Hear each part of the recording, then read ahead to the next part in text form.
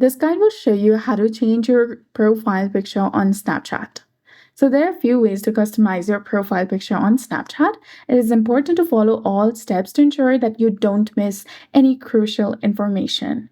So first, go ahead and launch your Snapchat application on your mobile device and access your profile.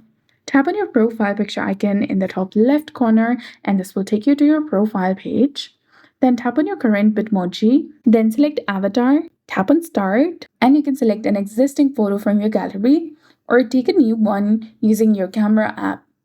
You can crop the photo as desired and then press Confirm. The Bitmoji's facial features will be set according to your photo taken. You can also edit it if you like, and you can go to Wardrobe, change your clothing, go to fashion, explore what's new on Snapchat, explore different brands, clothing, and all. Another thing you can do is you can go to your settings. Then after select Bitmoji, which is between notifications and keyboard extension.